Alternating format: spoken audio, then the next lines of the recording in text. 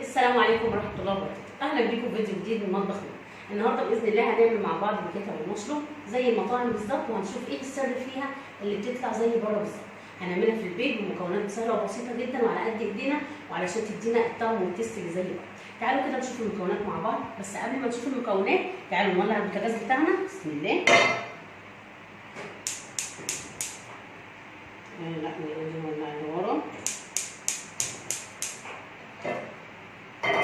نولع الصوصات بتاعتنا علشان تعملي اولع البوتاجاز قدامكم، علشان حبايبنا اللي طلبوا مني يشوفوا شكل البوتاجاز تاني هو بيبقى زي ما انتم شايفين كده عليه ما شاء الله. طيب تعالوا دلوقتي نشوف هنعمل ايه. انا عايزه الصوصات بتاعتنا تسخن علشان الزبده والبفتيك بتاعنا لما ينزل فيه ياخد الصدمه على طول. طيب مكوناتنا ايه في البيكاتا؟ بفتيك ايا كان بقى، كيلو نص كيلو زي ما انتم عايزين. معايا مشروم فريش او معلب ما فيهاش اي مشكله، بس لو معلب نغسله كويس قوي من المحلول بتاعه. معايا زبده، معايا كريمه طهي، ومعايا ملح وفلفل اسود، ومعايا زيت وخل. دي المكونات. اكتر من كده مش عايزه. ما بنحطش بصل، ما بنحطش ثوم، ما بنحطش اي توابل تانيه خالص. الزيت والخل ليه هقول لكم حالا دلوقتي. السر في تسويه البيكاتا ان هي ما تقعدش على النار كتير. كل ما قعدت على النار كل ما نشفت والكريمه ما بقتش اللي هي جوسي او اللي هي فيها عصاره حلوه كده. طيب نعمل ايه عشان حاجه زي كده واللحمه تستوي معانا بسرعه والبفتيك يستوي معانا بسرعه؟ هوريكم دلوقتي هنعمل ايه. هعمل حاجه، هعمل كده، هاخد البفتيك كله واروح حاطاه في بوله غويطه كده، واحط عليه شويه من الخل. شويه من الخل بس مش كتير، لا ده زيت. هحط شويه من الخل، بسم الله، يا دوب معلقه كبيره بس كده، ولا ملح ولا اي حاجه. الملح هيوقف لنا التسويه بتاعتها وتخليها تشد. طيب انا دلوقتي حطيت الخل على البفتيك وعندي صينيتين او عندي تصطيق. طيب اول واحده هعمل فيها ايه؟ هعمل كده، احط فيها الزبده ومعاها شويه من الزيت،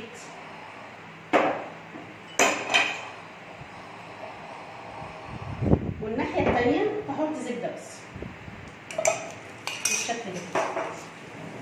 الطاسه تسخن علشان اول ما تنزل تدي بالشكل ده. طيب اللي انا عملت فيها زبده وزيت هعمل فيها صدمه للبفتيك بتاعنا، لكن اللي انا عملت فيها زبده بس دي هتبل فيها المشروم واخليه يدبل خالص. خلوا بالكم ان احنا ولا بنحط بصل ولا بنحط ثوم ولا بنحط اي حاجه خالص. اهم حاجه تطلع معانا صافيه وهاديه. خلوا بالكم ان مش كتر التوابل هي اللي بتظبط لنا الاكل.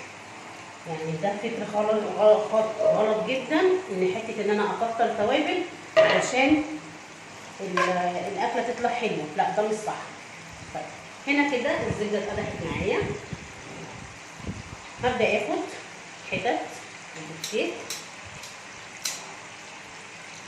بالشكل ده كده واديها صدمه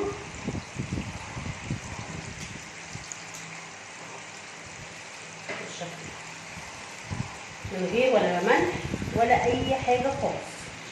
خلي بالكم من كلمه مفيش ملح ولا توابل.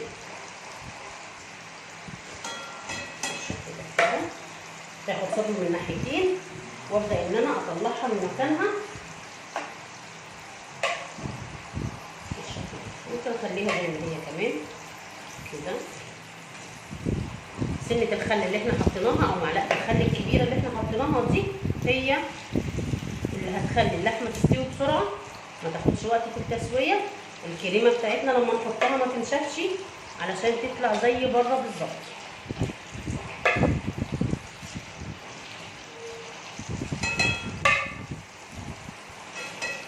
تاخد صدمه وننقلها. طيب الناحيه الثانيه بقى هعمل ايه؟ الزبده اتقدحت معايا، هبدا انزل بالمشروم. بسم الله الرحمن الرحيم.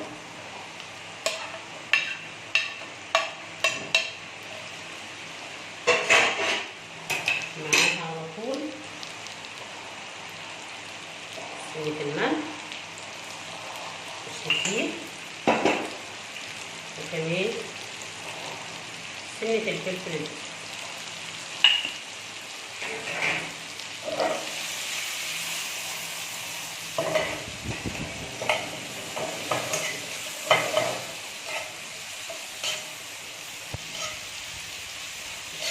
كده سنة ملح بسيطة وفلفل، مش عايزة اكتر من كده. الناحية التانية معانا اللحمة بدأ لونها يتغير، مجرد ما قلبتها الناحية التانية ابدأ اديها سنة فلفل اسود بسيطة، مش كتير علشان ما اغمقش الكريمة بتاعتها. قلنا سنة الخل اللي حطيناها او معلقة الخل دي اللي هتخلي اللحمة تستوي بكل سهولة. بس مش قوي علشان اللحمة ما تبصش مية، خلي بالكم من الموضوع ده. يعني نعملها على نار عالية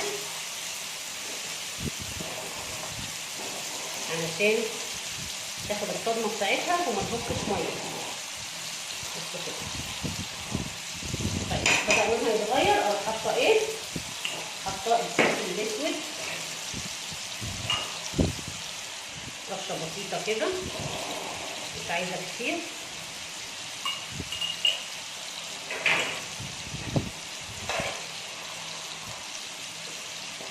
خلي بالكم انا لسه كل دوت ما حطيتش ملح ولا اي حاجة.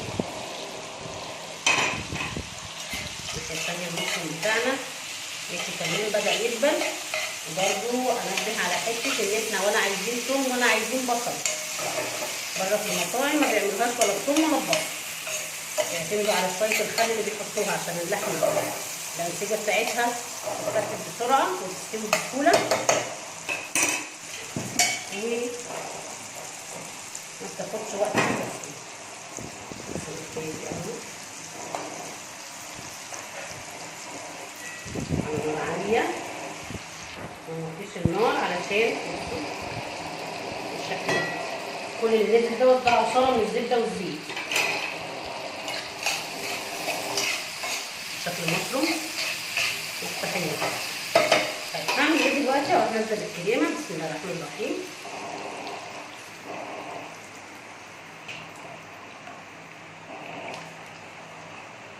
هعمل لكم فيديو تاني قريب ان شاء الله، اعمل لكم فيه بديل الكريمه، علشان طبعا احنا عارفين ان اسعارها غاليه، فهعمل لكم فيه فيديو ان شاء الله نعمل فيه بديل الكريمه. دلوقتي البفتيك بتاعنا اهو، شايفين شكله عامل ازاي؟ كل اللي هعمله هروح عامله كده، اغطيه واسيبه حوالي من 5 دقايق ل 10 دقايق، يا دوب بس ان هو ايه يدخل في السوا. طيب في ال5 دقايق او ال10 دقايق دول هتبدا الكريمه بتاعتي تاخد غلوه. مجرد ما تبدا تاخد غلوه يا اما هصبها هي على اللحمه يا اما هحط اللحمه فيها، بس الافضل ان احنا نصبها هي على اللحمه عشان تبقى هي صينيه واحنا عايزينها. ما نحطهاش في الفرن، مش عايزين كمية التشميعه، عايزين الصوص بتاعها يبقى كريمي كده وجوسي، يبقى طعمه في منتهى الجمال. هسيبها 10 دقايق نرجع نشوف ايه اللي هيحصل فيها بعد 10 دقايق. ورجعنا بعد ال10 دقايق. عايزه اقول لكم ان انا في ال10 دقايق دول حطيت الكريمه على اللحمه. بصوا كده، بصوا اللون بتاعها نفسه عامل ازاي، زي ما بنجيبها من بره، مش غامقه. البصلايه والثومه اللي انتوا هتحطوها هتغمق الدنيا معاكم. كل اللي انا بعمله قافله البوتاجاز ونبدا بقى البيكاتا بتاعتنا. في طقم ريك طبعا زي ما انتم شايفين كده، شكله تحفه للتقديم.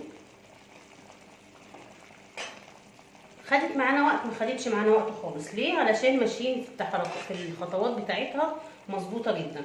شكل الكريمه اصلا بصوا لونه عامل ازاي، وريحتها في منتهى الجمال، وهتلاقوا اللحمه كمان مستويه معانا وزي الفل.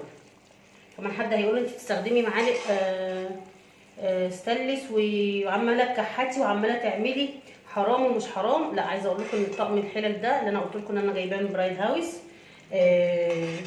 غير اي طقم حلل، بنكحت وبنعمل عادي، بنستخدم معالق عاديه زي ما انتم شايفين كده. بس في لحمه تاني، لا مش لحمه تاني عادي. نطلع بقى كده ادي الكريمه بصوص المشروم. بصوا تقدم بقى جنب مكرونه بينا مثلا تتسلق كده 3/4 سلقه.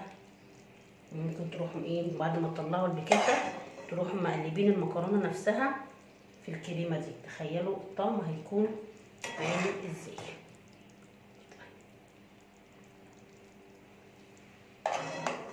بصوا تقول الكريمه ما نتقلش عن كده علشان يبقى الكريمه نفسها والخليط نفسه جوسي بالشكل ده. بسم الله كده. نجيب بقى المكرونه ونقدمها جنبها علشان نشوف الطبق كامل هيبقى عامل ازاي.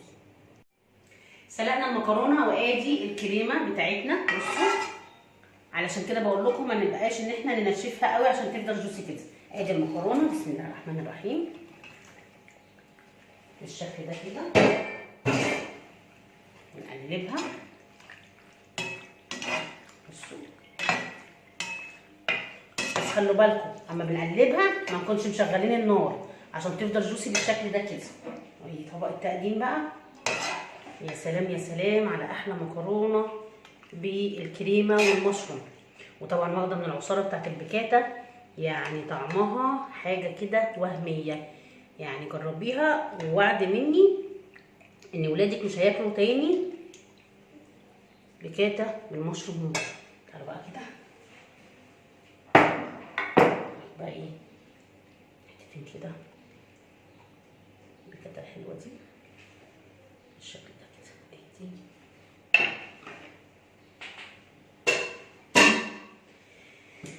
سهله وبسيطه ما خدتش معانا وقت. اهم حاجه التكات بتاعتها. جربوها ولو عجبتكم ولادكم ان شاء الله دعوه حلوه منكم ان شاء الله. عجبكم الفيديو اعملوا شير ولا تنسوا تعملوا سبسكرايب للقناه علشان فيديوهاتنا توصلكم اول باول. واستنونا بقى في فيديو جديد. هنعمل المره الجايه ايه؟ هنعمل اللازانيا ونجاوب على اسئلتها كتير. يا ترى بتتسلق بتتحط نيه؟ ايه درجه تسويتها؟ ايه العصاره اللي بتتحط لها علشان تستوي بكل سهوله؟ كل ده في الفيديو الجاي ان شاء الله. انتظرونا. سيبكم في حفظ الله واشوفكم على خير واقول لكم السلام عليكم.